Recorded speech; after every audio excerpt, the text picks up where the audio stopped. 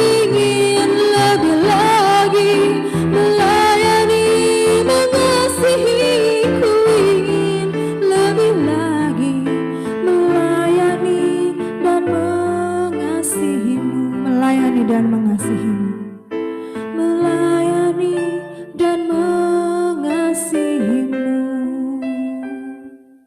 Firman Tuhan, saya persilakan kepada Bapak Pendeta Kristono untuk membawakannya.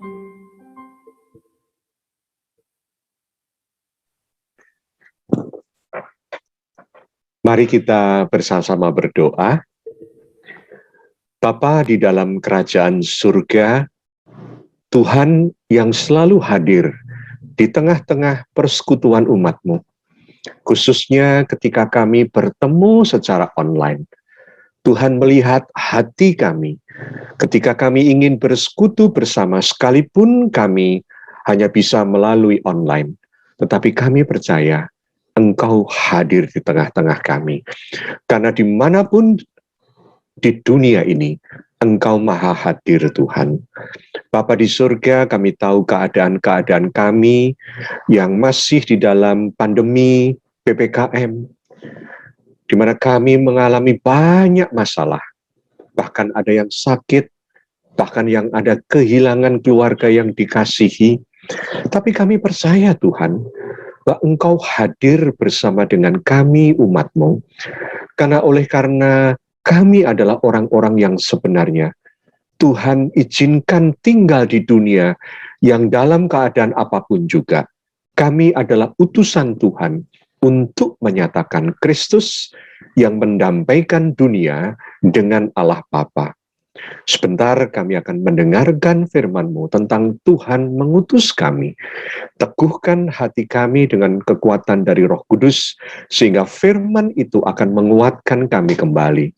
Ampuni segala dosa dan kelemahan kami, dan di dalam nama Tuhan Yesus, kami bersama-sama menyambut firman-Mu.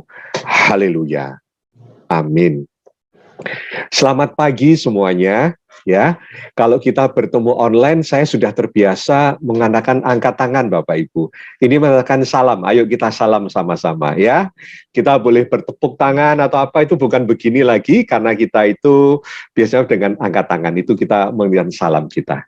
Izinkan saya akan share screen saya, sebentar.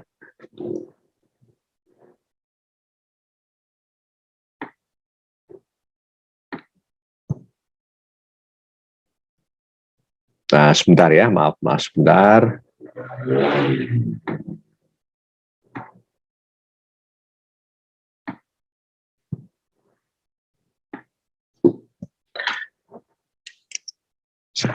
Sekali lagi, salam sejahtera. Pagi hari ini, judul khotbah kita bagus sekali, dan tema ini bagus sekali, tepat sekali dengan keadaan kita. Kita diutus Kristus sebagaimana Dia diutus Bapa. Dan untuk ayatnya kita akan membaca bersama-sama, ya kita di rumah saja membaca, ya dalam keadaan mute supaya tidak terganggu. Tetapi mari kita membaca bersama-sama sebentar ya, ini agak ya. 2, 3, Yohanes 20 ayat 19 sampai ke 22. Ketika hari sudah malam pada hari pertama minggu itu, berkumpullah murid-murid Yesus di suatu tempat dengan pintu-pintu yang terkunci, karena mereka takut kepada orang-orang Yahudi. Pada waktu itu datanglah Yesus dan berdiri di tengah-tengah mereka dan berkata, "Damai sejahtera bagi kamu." Sesudah berkata demikian, ia menunjukkan tangannya dan lambungnya kepada mereka. Murid-murid itu bersukacita ketika mereka melihat Tuhan. Maka kata Yesus sekali lagi, ini adalah ayat nas kita tadi yang kita baca. Maka kata Yesus sekali lagi, "Damai sejahtera bagi kamu. Sama seperti Bapa mengutus aku, Demikian juga sekarang aku mengutus kamu. Dan sesudah berkata demikian, ia mengembusi mereka dan berkata, terimalah Roh Kudus. Nah, saudara, tema ini betul-betul berbicara tentang kita diutus, ya. Maka mari kita berbicara apa artinya kita itu diutus. Ketika Anda dan saya dikatakan diutus, ya, saya masih ingat ketika saya itu dulu bekerja di sebuah perusahaan yang cukup besar, ya, di sebuah grup Astra yang cukup besar, dan perusahaan itu kemudian kerjasama atau joint venture dengan perusahaan terbesar ketiga di Amerika di bidang komputer. Apa yang terjadi ketika saya bekerja di sana? Ketika saya akan dijadikan seorang representatif, ya, atau seorang rep atau seorang sales bagi menjual komputer yang berharga jutaan dolar, ya, waktu itu komputer sangat mahal, jutaan dolar. Maka ketika saya akan diutus, itu saya di training itu kira-kira sebagai trainee 1 tahun, saudara. 1 tahun, bahkan setelah selesai di situ tidak cukup. Saya dikirim ke Hong Kong selama beberapa minggu, ke Singapura selama beberapa minggu, itu hanya dipersiapkan betul-betul untuk menguasai produk dan untuk bisa menjelaskan kepada orang dan strategi-strategi. Jadi itu 1 tahun lebih itu satu perjuangan, karena begitu kami gagal tes dalam 1 tahun, kami dikeluarkan. Begitu kami gagal nanti dalam tahun kedua untuk menjual, kami juga akan direview dan akan dikeluarkan. Investasi yang dilakukan perusahaan sangat besar, ya. Oleh karena itu, ketika kita ngomong diutus, itu sesuatu yang berkata tentang sebuah kesiapan dan persiapan yang luar biasa. Nah, apalagi kalau kemudian kita berbicara pada pagi hari ini, bukan diutus oleh perusahaan, bukan diutus untuk apapun juga, tapi kita adalah utusan Tuhan. Wah, kita mikir ya saudara, diutus Tuhan itu seperti apa syaratnya? Ya, apalagi di tengah-tengah pandemi ketika semua orang sedang sibuk dengan dirinya, ya tidak salah. Karena kita harus mempersiapkan diri menghadapi sebuah keadaan yang kita tidak tahu kapan. Ya, Pak Pejabat Pak Luhut pun sudah mengatakan minta maaf karena usaha PPKM darurat ini tidak seperti yang diharapkan. Jadi kita tahu bahwa keadaan kita ini belum menuju satu keperbaikan yang sesuai yang diharapkan, sehingga policy pemerintah yang lain bisa dijalankan. Jadi ada masa-masa yang masih gelap buat kita. Nah, disinilah kita berpikir, saudara, apalagi khotbah hari ini kita diutus oleh Dia sebagaimana Dia diutus oleh Bapa. Apa hubungannya dengan kita? Saudara, ketika kita berbicara tentang diutus untuk memberitakan kabar baik, diutus untuk menginjil, coba Anda pikirkan. Banyak orang yang mengatakan, nomor 1, saya nggak siap Pak Erwin, itu tugasnya Pak Erwin, itu tugasnya Pak Robin, ya, itu tugasnya semua orang-orang yang sudah senior di sana. Saya kan jemaat, gitu. Mereka merasa tidak siap, karena apa? Mereka merasa tidak mampu. Kita seringkali, aduh Pak ngomong apa sama orang, gitu ya. Dan akhirnya, karena kita merasa tidak siap dan kita merasa tidak mampu, maka kita juga merasa tidak mau. Dan itu menurut kita wajar. Saudaraku, hari ini firman Tuhan mengatakan bahwa Tuhan itu mengutus semua murid-Nya. Di tempat itu ada murid-murid dan ada orang-orang, ada rasul dan ada murid. Semua itu diutus oleh Tuhan. Bukan hanya rasul saja, tapi setiap murid itu yang di dalam ruangan itu diutus Tuhan. Ya, nah, oleh karena itu jangan sampai kita merasa tidak mau karena kita tidak siap dan kita tidak mampu, apalagi kemudian kita mengatakan itu bukan urusanku sehingga aku tidak peduli, ya. Jadi hal pertama yang Tuhan mau saudara dan saya tahu, kita semua ini diutus.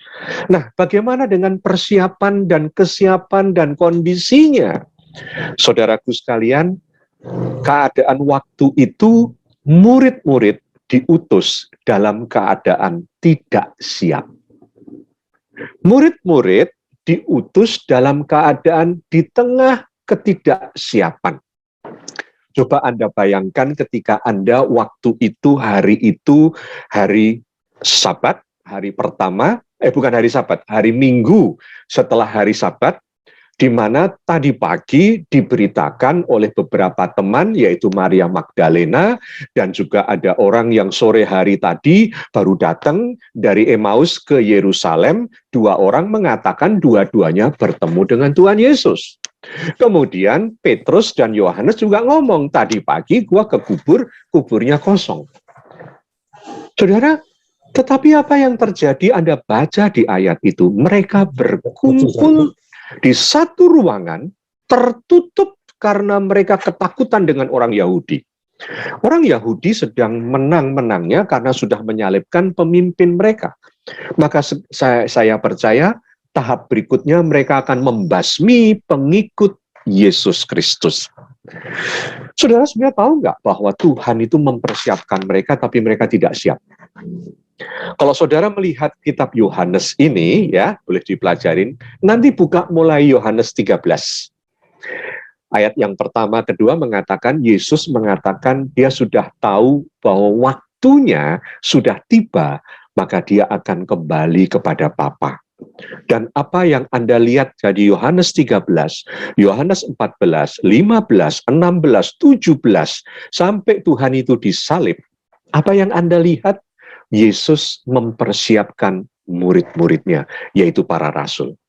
Tindakan pertama dengan membasuh kaki muridnya, tapi di tengah-tengah pengajaran dia itu, muridnya sering berkata, bahkan Filipus berkata, Tuhan, siapakah Bapa? Yesus ngomong, Filipus, kamu sudah bersama dengan aku selama ini, masa engkau tidak mengenal Bapa? Kalau engkau melihat aku, engkau melihat Bapa. Di situ kita tahu bahwa para murid itu di dalam ketidaktahuan dan ketidakpercayaan mereka bahwa Tuhan Yesus akan ditangkap, disalib, dibunuh, dan bangkit pada hari yang ketiga.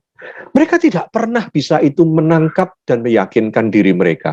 Sehingga ketika Yesus ditangkap dan Yesus disalib, mereka kocar-kacir, Yesus mati, mereka juga ketakutan, dan ketika Yesus bangkit, mereka tidak yakin.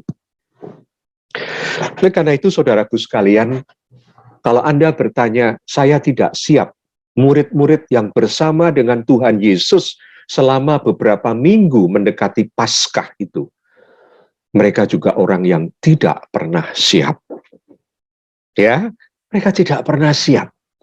Kita di tengah pandemi ini kita mengatakan apa lagi? Nggak siap, Pak. Tuh. Pusing, ya. Banyak orang mengatakan tidak siap untuk melayani Tuhan, bahkan hamba-hamba Tuhan. Ya, apalagi dengan ibadah yang diubah ke online. Aduh, nggak bisa pakai Zoom. Aduh, nggak bisa pakai ini. Semua orang menghadapi tantangan. Tetapi satu hal, ketika Tuhan mengutus, dia sudah menunjukkan bahwa orang yang diutus adalah orang yang tidak siap. Ya, apalagi saudara yang terjadi? Mereka diutus di tengah ketakutan. Orang yang takut itu akan mikir apa, saudara? Mereka tidak mikir orang lain. Orang yang takut hanya akan memikirkan dirinya sendiri. Ketika kita mengalami bencana dalam pengertian ekonomi yang tergoyahkan karena pandemi ini, sulit untuk membayangkan menolong orang lain. Sulit. Memikirkan kembali apa yang biasa kita lakukan untuk orang lain, untuk saudara kita pun seringkali kita tidak mikir. Apalagi mikir gereja, maaf. Banyak gereja-gereja yang sudah mengatakan, Pak, jemaat dalam kesulitan, sehingga operation gereja pun sangat berhenti. Apalagi sekarang banyak orang yang membangun gereja-gereja besar. Bahkan di PIK 2 saya dengar gereja-gereja besar sedang membangun dengan biaya mungkin puluhan bahkan ratusan miliar. Saya memikirkan ketika keadaan ini berlangsung 5 tahun seperti ini, dan memang new normal itu tidak akan kembali ke yang lama. Orang mungkin sudah terbiasa beribadah secara online. Buat apa gereja besar-besar itu? Nah, saya bicara lagi, di tengah ketakutan, orang-orang itu tidak akan pernah memikirkan yang lain, kecuali keluarganya, kecuali dirinya sendiri. Seperti yang kita alami saat-saat ini. Jadi Tuhan tetap mengutus loh saudara. Kita sedang takut, kita sedang khawatir, tetap kita ini utusan Tuhan. Ya. Nah, hal yang ketiga yang kita lihat apa terjadi pengutusan itu, bahwa mereka diutus dalam keadaan di tengah ketidakpercayaan mereka. Mereka diutus di tengah ketidakpercayaan mereka. Kebangkitan Tuhan Yesus tadi saya katakan yang ditunjukkan kepada Maria Magdalena dan 2 murid dari Emmaus. Hari itu dari subuh sampai sore. Dan Petrus dan Yohanes yang melihat Yesus kubur kosong. Mereka tidak bisa percaya. Tidak terjadi sukacita. Karena sejak awal mereka itu hanya percaya paling-paling, kepercayaan mereka itu paling-paling, seperti kita saat ini. Nanti Yesus dibangkitkan pada hari terakhir, pada saat Tuhan datang. Seperti Maria.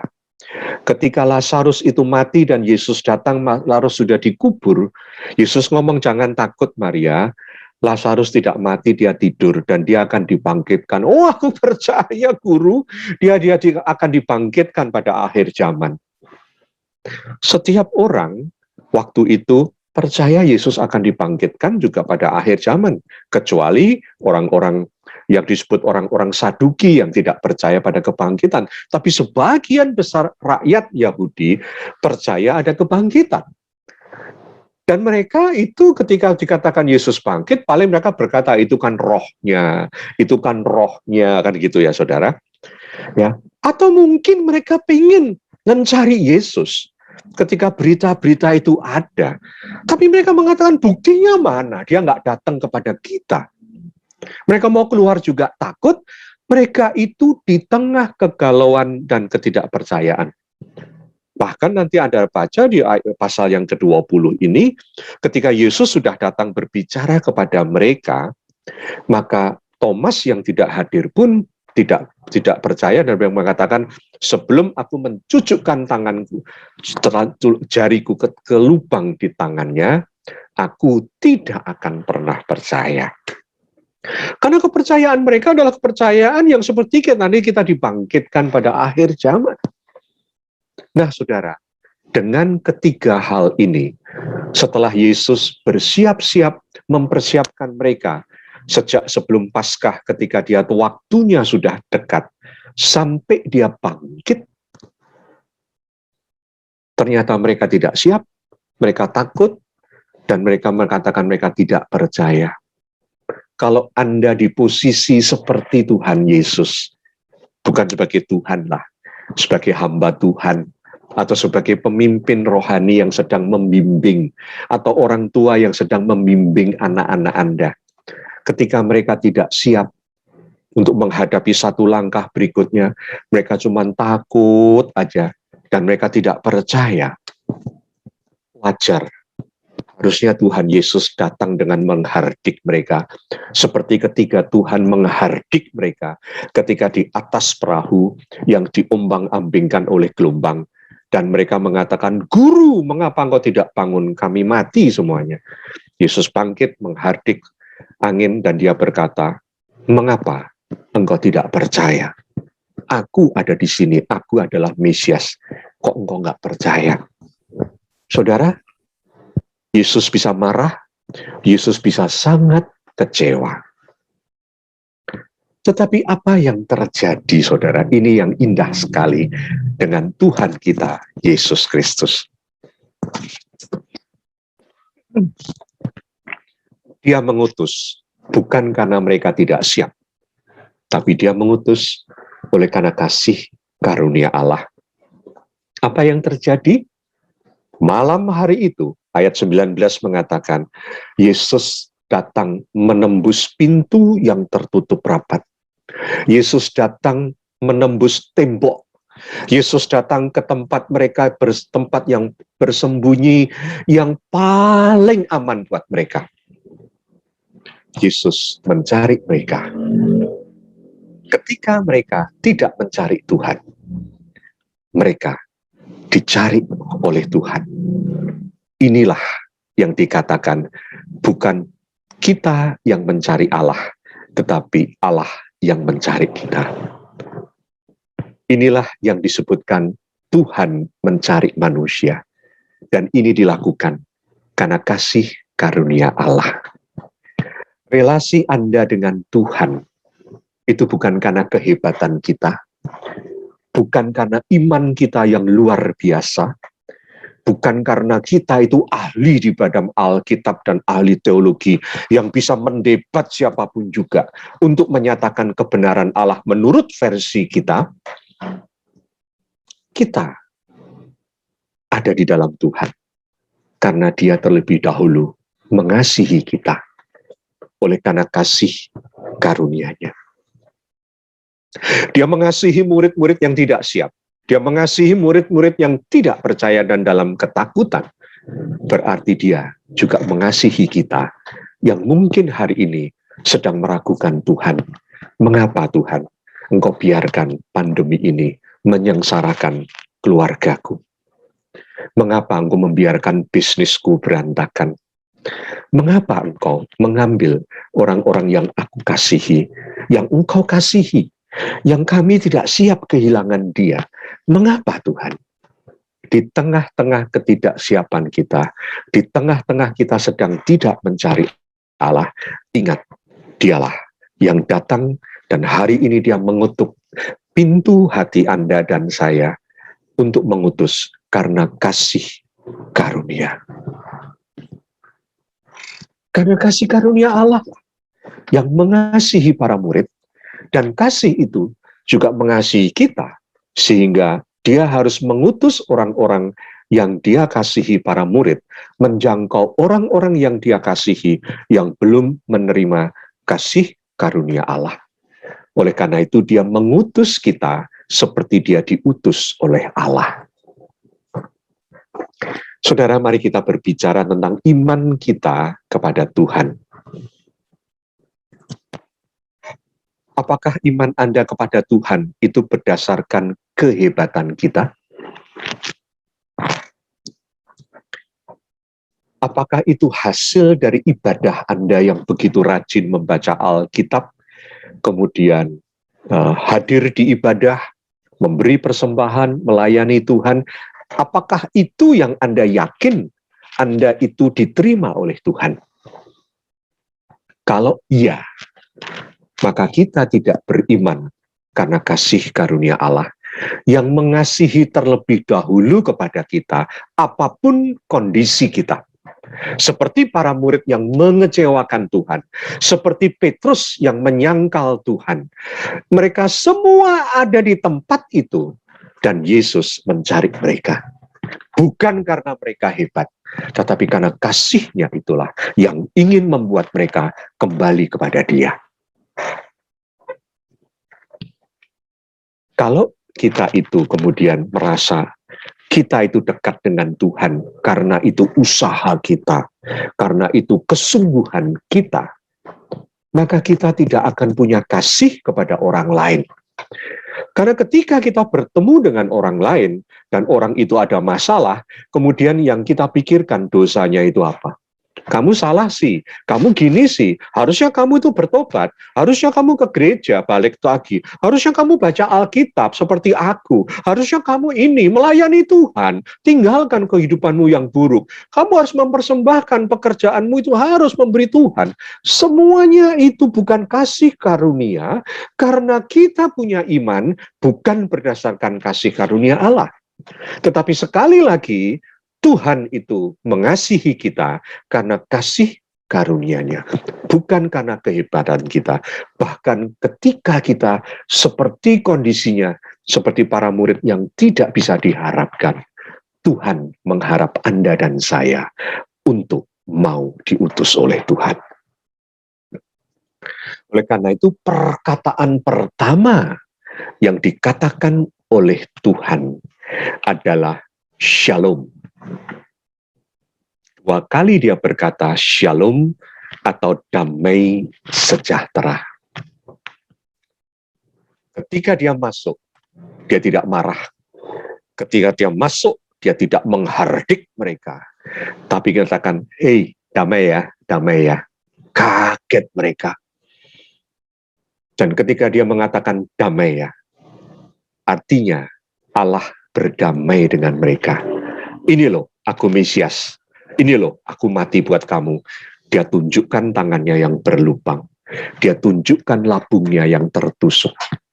Dan dia mengatakan, damai sejahtera bagimu. Aku mengutus kamu seperti Bapa mengutus aku. Saudara, kita hidup dalam kasih karunia Allah. Kalau Anda tidak hidup dalam kasih karunia Allah, Anda tidak akan mampu bertahan dengan iman Anda di tengah pandemi ini. Di tengah-tengah kita kehilangan satu demi satu. Ketika iman kita bukan berdasarkan karena kasih Allah, tapi karena kebaikan kita dan kita merasa Tuhan layak dan harus memberkati kita. Ketika satu persatu berkat itu hilang, maka iman kita pun akan hilang. Karena bukan iman berdasarkan kasih-Nya Tuhan kepada kita.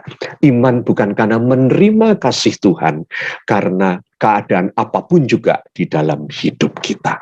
Kebangkitan Yesus Kristus menyatakan kepada para murid bahwa apa yang dijanjikan Allah terjadi, bahwa mereka ditebus Yesus sebagai Mesias dan Juru Selamat.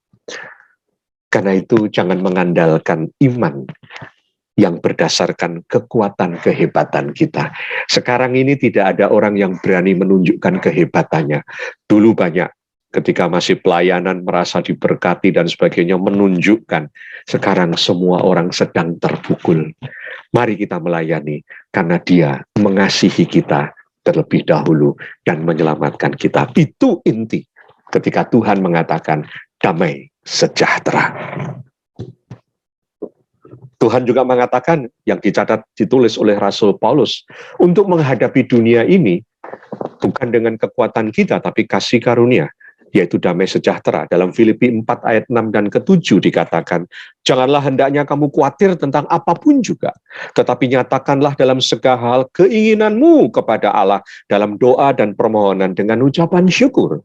Damai sejahtera Allah yang melampaui segala akal akan memelihara hati dan pikiranmu dalam Kristus Yesus. Damai sejahtera Allah itu tidak bisa diterima dengan akal pikiran kita. Ketika itu diberikan dan kita bisa menerima, maka kita adalah orang-orang yang menerima kasih karunia. Jadi pengutusan ini karena kasih karunia Allah, bukan karena kita hebat. Jadi tidak ada alasan ya, Bapak Ibu, bahwa kita nggak siap dan sebagainya, kita sedang susah dan sebagainya. Tuhan mengutus kita apa adanya. Dan oleh karena ini sebuah pelayanan yang dikatakan sebuah privilege. Sebuah privilege, sebuah hak istimewa yang diberikan bukan karena kita itu berhak, tapi sebuah kepercayaan yang Tuhan berikan kepada kita ketika kita itu mau. Privilege, enggak berhak, tetapi kita bisa menerima. Siapa ingat kepada kasih karunia Allah akan memiliki passion untuk memberitakan kabar baik. Ada seorang wanita yang bertemu dengan Yesus, yang dia merasa tidak layak ketemu dengan Yesus. Yesus tidak layak bertemu dengan dia. Yesus datang kepada dia dan meminta air. Yesus berkata, kamu butuh air, aku punya air yang lebih baik dari air yang kamu cari. Wanita itu kemudian berkata, aku mau guru, Tuan. Kalau gitu panggillah suamimu. Dia berkata, aku tidak punya suami. Yesus berkata, memang betul kamu tidak punya suami, kamu sudah punya 4 suami, dan yang sekarang dengan kamu itu bukan suamimu. Dia semakin kaget, engkau rabi. Yesus mengatakan, kalau engkau mau tahu nanti siapa akulah Mesias. Perempuan ini ketika bertemu dengan Mesias, yang dia mungkin mengatakan hidupnya tidak akan mungkin bertemu dengan Mesias. Dia pulang ke kampungnya, dan dia berkata, aku bertemu dengan yang kita percaya sebagai Mesias. Dia mengatakan segala sesuatu tentang hidupku.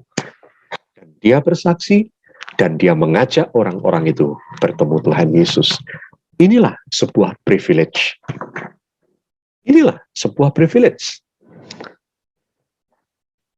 Mengapa? Kita ini adalah bukan orang-orang seperti orang-orang yang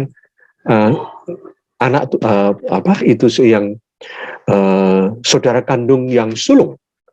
Anak sulung marah karena anak bungsunya pulang dalam keadaan sudah meninggalkan ayahnya, sudah merugikan, mempermalukan, diterima oleh ayahnya. Nah, ini si sulung itu menganggap dia lebih berharga di hadapan bapaknya karena dia adalah orang yang berkarya.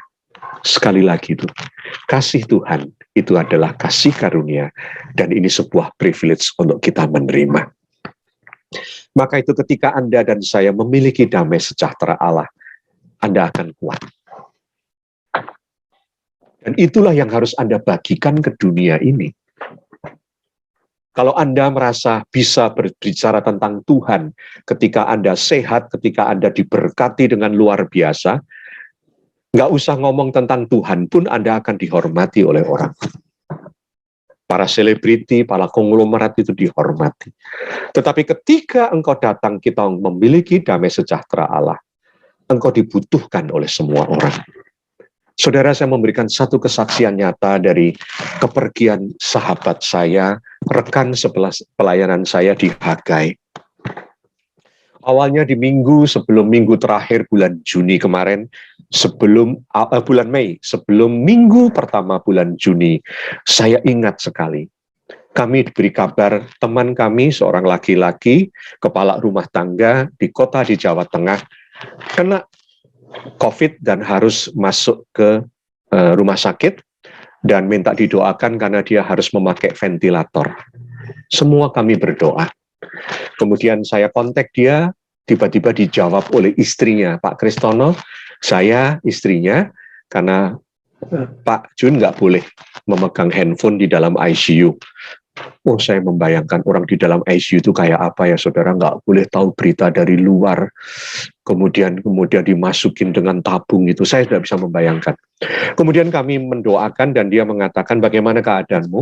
Oh, saya dan seluruh anak-anak di rumah sudah tes dan hasilnya negatif. Aduh, puji Tuhan. Tiba-tiba Sabtu pagi menjelang hari Minggu, awal minggu bulan Juni, ada WA masuk. Setelah pulang ke rumah Bapak, mama dari teman saya yang sakit ini. Saya bacanya kaget juga. Hah? Hari Jumat malam jam 10. Kami tanya ke istrinya, iya, mama mertua saya tinggal di rumah karena suami saya anak tunggal, dan mama saya tiba-tiba sesak, lemes, sore dibawa ke rumah sakit, malam tidak tertolong. Dan sekarang dikubur, kami semua tidak boleh hadir, dan suami saya tidak tahu bahwa mamanya meninggal. Waduh, kami semua bingung. Hanya kita katakan, kalian semua harus tes lebih dalam lagi, PCR. Kemudian teman-teman di daerah itu membuat hubungan dengan Dinkes supaya istri dan 5 anaknya itu masuk ke tempat isolasi di rumah sakit dan berhasil. Kami masih kontak. Hari Minggu selesai saya ibadah, saya khotbah. Saya buka WA, jam 10 pagi saya buka. Teman saya jam 4 pagi Minggu sudah dipanggil Tuhan, menyusul mamahnya. Kami semua kaget. Kami kontak dengan istrinya tegar sekali, tapi istrinya udah mulai batuk-batuk. Kemudian kami mengatakan Anda harus istirahat. Hari Senin dia masih kontak, kami masih baik semua, terima kasih, sudah isolasi. Hari Selasa pagi dapat kabar, jam 2 malam, hari Selasa, istrinya juga meninggal. Dalam waktu 4 malam 5 hari, saudara, suami istri dan oma diambil Tuhan. Tinggal 5 anaknya, yang terbesar usia 24, yang terkecil usia 8 tahun. Kami semua syok, tetapi sebuah berita dari anaknya mengatakan demikian. Bapak, Ibu, Om, Tante, terima kasih. Kami sudah ditolong dan sebagainya. Keadaan kami berlima baik-baik saja. Kemudian dia mengatakan, Om, Tante, Bapak, Ibu, jangan takut. Kami tidak yatim piatu. Karena kami memiliki Bapa di surga. Seorang anak gadis harus menangani 4 adiknya. Seketika ditinggalkan orang tua dan omanya. Seketika hilang seolah-olah masa depannya. Dia memiliki damai sejahtera Allah. Dia mengatakan kami tidak yatim piatu. Sampai hari ini, anak itu demikian tegar. Kami masih kontak dan ingin terus membantu mereka. Inilah yang Tuhan ingin bagikan. Kasih karunia yang menguasai hati dan pikiran kita dalam Kristus Yesus. Inilah yang kita harus bawa ke dalam dunia. Ketika dunia sedang mengalami sesuatu yang dikatakan mereka putus asa. Ada damai sejahtera yang membawa setiap orang dalam keadaan apapun juga, ketika nanti harus kembali kepada Tuhan, masuk di dalam kekekalan dalam Yesus Kristus. Ini berita yang tidak pernah bisa ditolak. Karena berita ini ya dan amin. Yesus Kristus mati buat kita. Karena itu engkau dan saya diutus ke tempat keluargamu. Dalam keluargamu yang sedang resah, ke tempat pekerjaanmu, ke tempat bisnismu, ke tempat kantormu, ke tempat apapun juga. Message-nya cuma satu, kita sudah punya damai sejahtera dengan Allah, kita sudah berdamai dengan Allah, maka kita akan menerima keselamatan.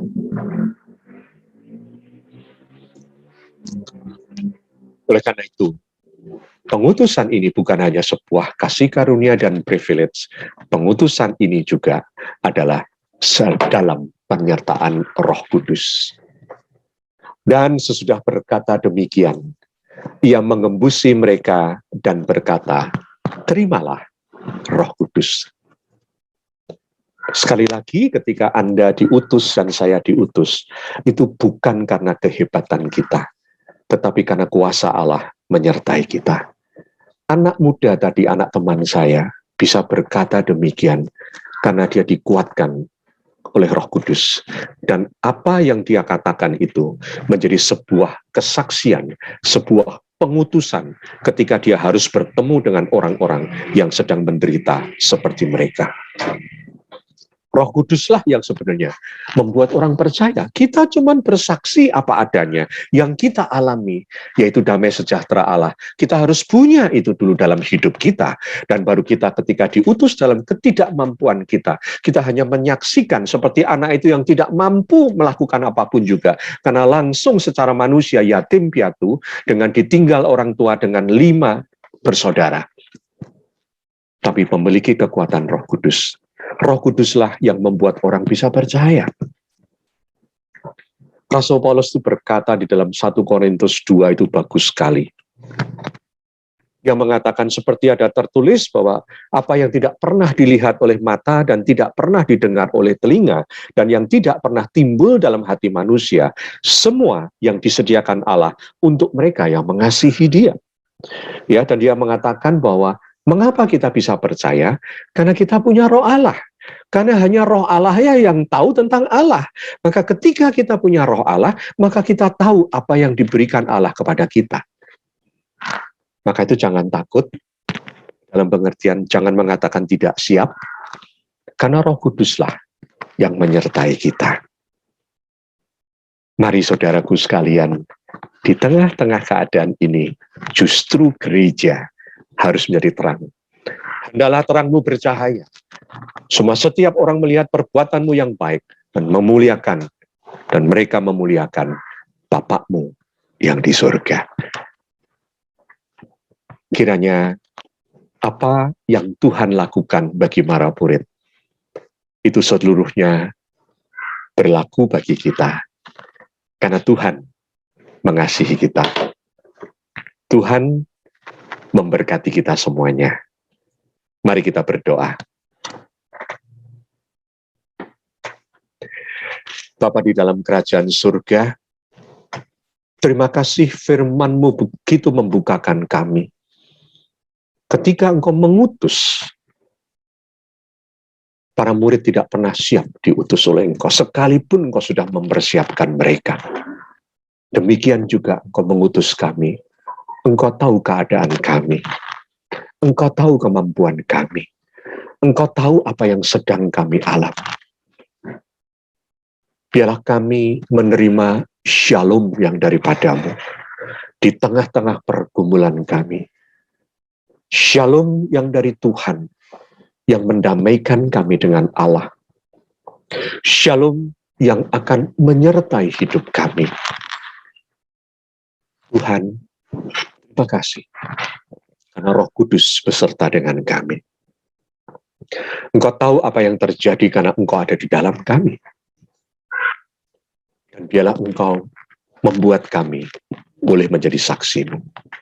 Kau memberkati setiap anak-anak-Mu, Tuhan. Di dalam kelemahan ini, mereka dikuatkan. Karena damai sejahtera Allah sudah ada di dalam hidup setiap anak-anak-Mu. Kau memberkati Pak Erwin sebagai gembala dan seluruh keluarganya, Pak Robin dan juga semua tim pengurus yang ada dan juga semua jemaat.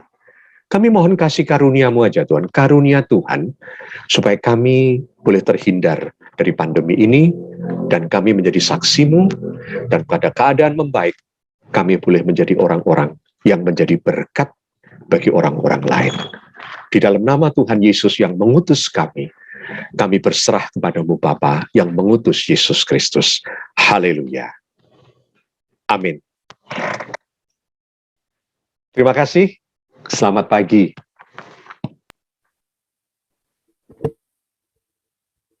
Terima kasih untuk firman yang telah dibawakan oleh Bapak Pendeta Kristono. Kiranya Tuhan saja memberkati pelayanan Bapak.